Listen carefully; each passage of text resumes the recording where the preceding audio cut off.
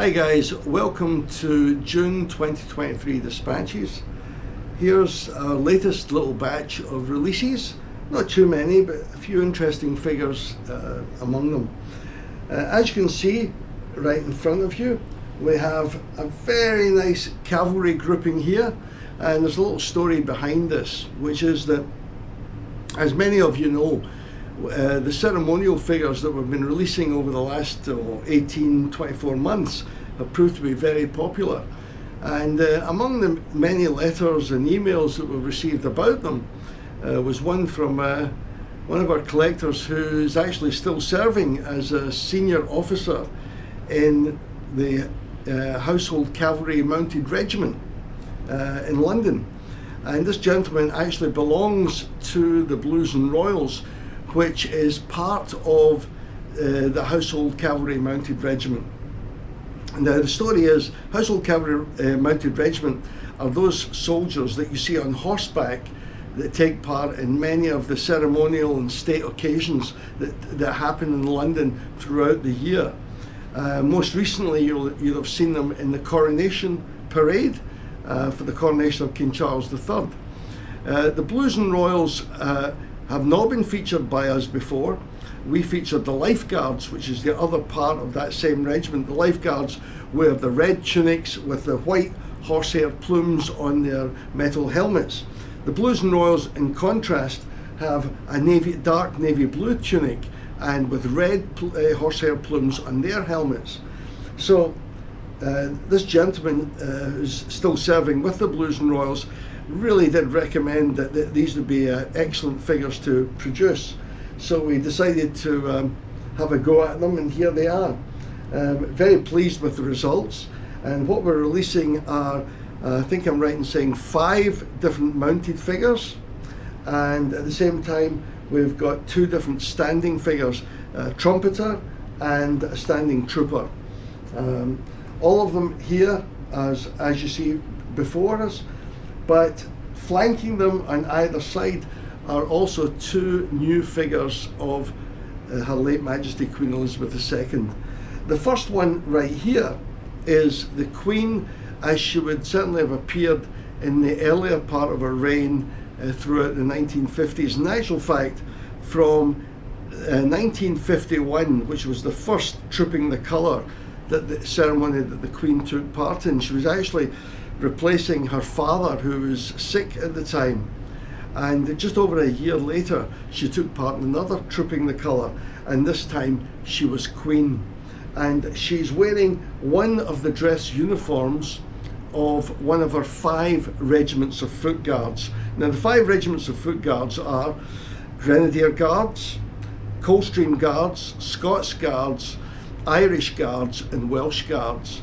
The Queen is actually wearing the dress uniform of Colonel-in-Chief of the Grenadier Guards, and that's what she's wearing right here. Now we've already produced, as many of you know, a mounted figure of the Queen. However, we did some research and we found some very good photographs showing the Queen dismounted but wearing the same uniform. So we thought that would make a nice contrast with the other figure over here, which is a figure of the Queen considerably older than she appears here, and she's in more of a state formal dress. This is where she wears a long evening gown adorned with a very simple blue ribbon across her chest, and on that blue ribbon are 2 very what can I say, unusual medals. These are actually medallions that are only given to female members of the royal family. So the Queen would often wear these 2 awards on her upper body, and she's wearing them here. She's also wearing what was called the George IV crown, and that's a much smaller crown than the ceremonial crown or the imperial state crown that you'd see at a coronation, and much easier to wear, especially for a state function like a dinner for a visiting head of state, or a luncheon for a group of worthy people that have come to visit the palace.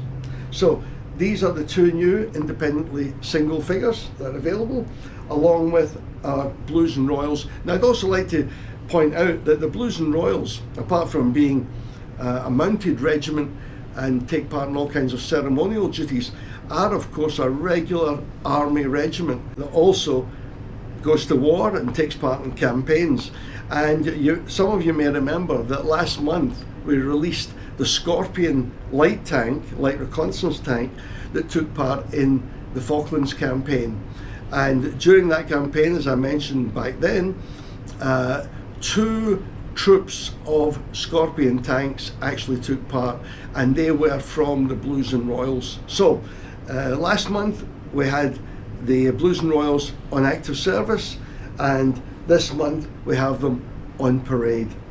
Now, we've already covered the figures of the Queen, the Blues and Royals. Down here in the front here is another look at our nativity animals that we produced quite a few years back for our Life of Jesus series.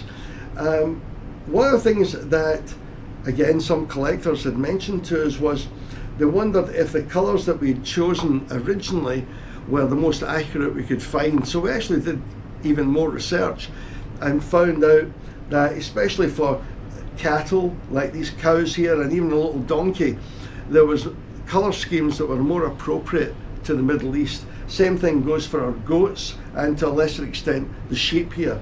So after doing the research, we've come up with 2 new sets. One set is called the sheep and the goats set, and the other is the farm animals set. And these are both going to be available this coming month. You can use them in any LOJ scenario, or you can use them in any kind of Middle Eastern setting where you want some animals to add a little flavour to your display or diorama. Right down the front here is our brand new Winston Churchill figure. Again, it doesn't take me to tell you that Winston Churchill is probably the most famous British statesman of the 20th century. He might be the greatest statesman of any century, for Britain anyway. And as you know, he led a very long and memorable life and career, and he rose to the dizzy heights in government, and he came down to the depths as well. There was periods when he was out of office and out of favour, and in fact throughout the 1930s Churchill was almost a pariah in some circles because he was warning both people and countries about the dangers of Nazism and Adolf Hitler. And during the 1930s, that was the time of appeasement, where a lot of people in a lot of countries didn't really want to know about the possibility of another war.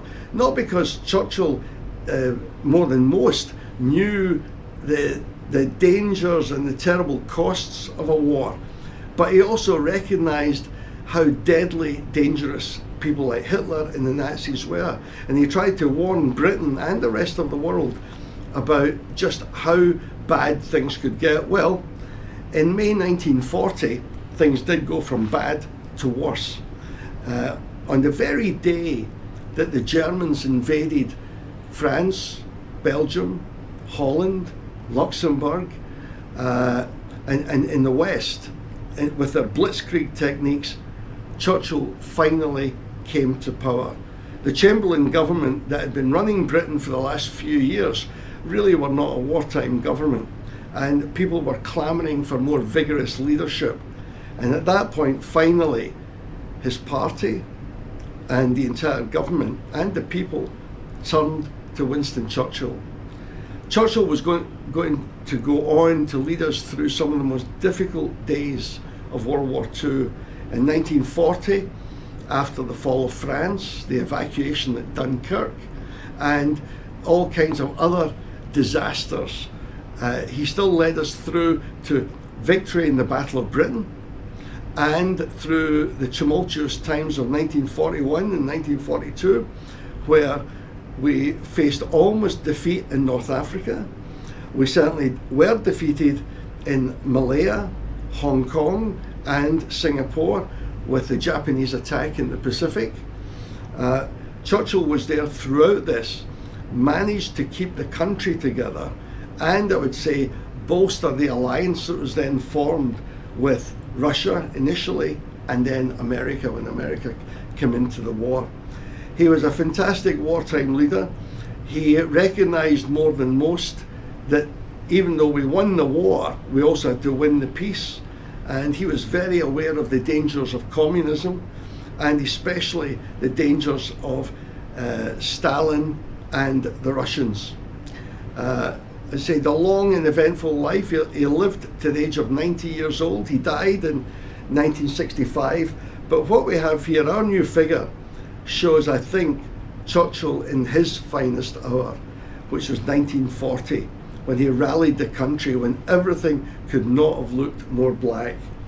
And by his side is a little British bulldog.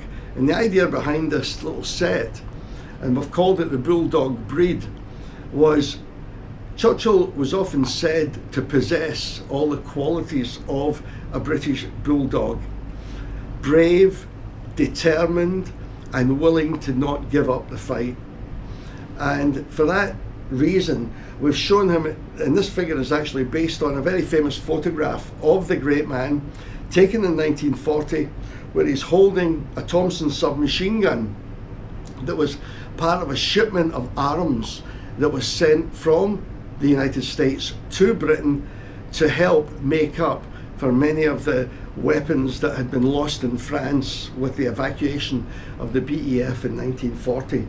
So as I say, we've called this the bulldog breed, and that's because Churchill himself said that, like the British bulldog, the British people were behind that bulldog spirit. He was just lucky enough to give the voice to that bulldog spirit and give the bulldog its bark and sometimes its bite too. So it's a very nice little set of Winston Churchill and a little bulldog. Now, finally, right over here, we have 4 of our latest Hitlerjugend 12th SS. So we go from one of the greatest men of World War II, or in fact any time of the 20th century, to 4 of the most fanatical fighters of World War II. And that was the Hitlerjugend 12th SS. Now, as many collectors know, we've done quite a few other figures. These are just the latest batch of 4 individual fighting figures. We've got right on the end here what we call an Untersturmführer, which is the Waffen-SS equivalent of a lieutenant. Next to him we have a young trooper who's obviously taking a break from the fighting and enjoying a swig from a bottle of wine. Next to him is a crouching scout figure, and on the other side at the very end, holding a machine pistol and the famous potato masher grenade, is a squad leader. So these 4 are all available individually, and for those that have collected the other Waffen-SS figures, I think this will be a nice addition. Right down the front here, and again we'll give you a closer look at it, is a sketch that I put together earlier this week, and this is going to be for a figure of the Princess Royal. That's Queen Elizabeth II's daughter, Princess Anne. Now, Princess Anne, among many other titles, is also the honorary colonel of the Blues and Royals. So we're doing a figure of the princess on horseback, on parade, in her dress uniform. And I was very fortunate that the gentleman from the Blues and Royals that suggested we do the regiment kindly sent me a whole batch of photographs of the princess in uniform, on horseback, on parade, and this has really been the basis of this new figure. So the figure is being carved as we speak, and I hope will be available before the end of the year. That's the story so far, but before I go, you may have noticed this little backdrop here. This was a facade of Edinburgh Castle, or at least a facade based on an approximation of Edinburgh Castle front gateway. This was the original one from, over 20, maybe even 25 years ago. We've actually done a brand new version of this that's really superb, and when we come to do the next dispatches, I hope to be able to show you a little advanced sneak peek of the new one. It looks really good. This one's nice, the new one's even better. So that's the story so far for this month. I hope there's something for you, and remember, if there's not anything this month, I'm sure there'll be something next month. So on that cheerful note, see you next time.